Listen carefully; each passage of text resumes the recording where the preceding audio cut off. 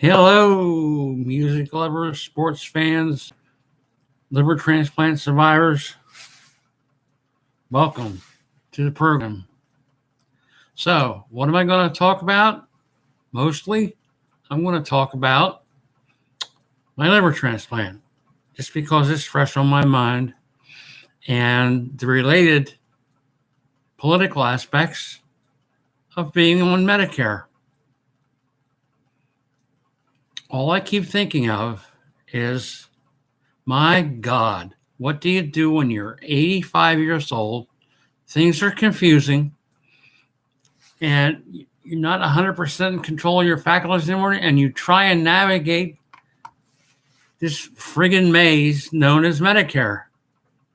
You get reams of paper in the mail that detail every visit, saying you'll be paid for that, you got paid for that, paid for this part you can be sent a bill for, and on and on and on it goes.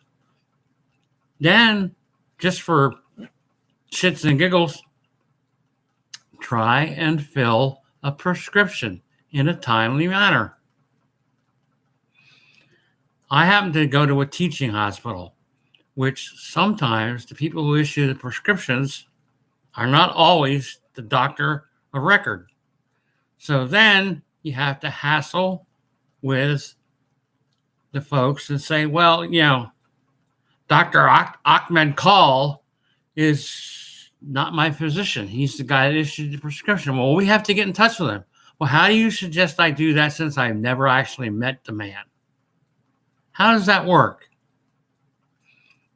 Then, in my particular case, you have to call the transplant coordinator and say, what the hell is going on here?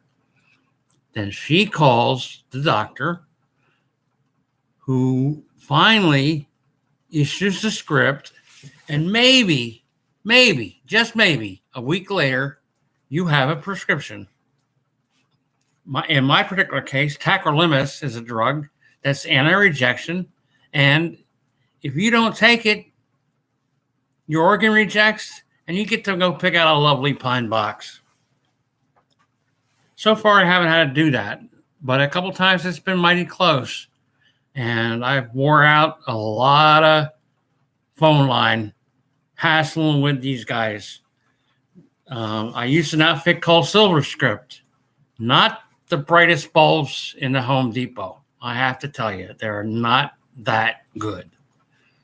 And it goes on and on and on. And the treatment you receive depends on the insurance that you have, not whether you're sick or near death or near life or any other possible combination. No, it's what the insurance company will pay for. But then, and this is on the Liberty side,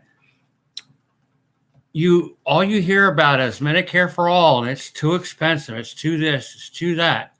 But nobody stops to realize that one of the reasons that medicine is expensive is it's regulated to death. You can't even open up an MRI facility without something called a certificate of need. Well, do you think the established players are going to say, okay, have a certificate of need? Have some more competition to us because, we're just a generous monopoly. I don't think it works that way. Do you? I just don't think it works that way. And guess what? It doesn't. One of the areas where free market works to a certain extent is the LASIK eye surgery centers. They're not, generally speaking, covered under the certificate of need from the Joint Commission. So consequently, you get 7 or 8 competitors in a market that really only can support 5, which, as we all know, lowers prices. It's basic economics 101. And I'm sorry, a single payer system or Medicare for all or anything like that just can't do that. It's not possible. So, what are we going to do? How are we going to fix it? oh, we can't offer a free market. That would be, well, the government wouldn't have its hands in it. They wouldn't have any crony capitalism. They would have no way to line their pockets. So that's enough for now because I'm starting to get angry. I will see you folks next time. Thank you so much for listening. And please feel free to send in any questions or anything like that. Be happy to have you. Goodbye. Good day. Good luck. Good future.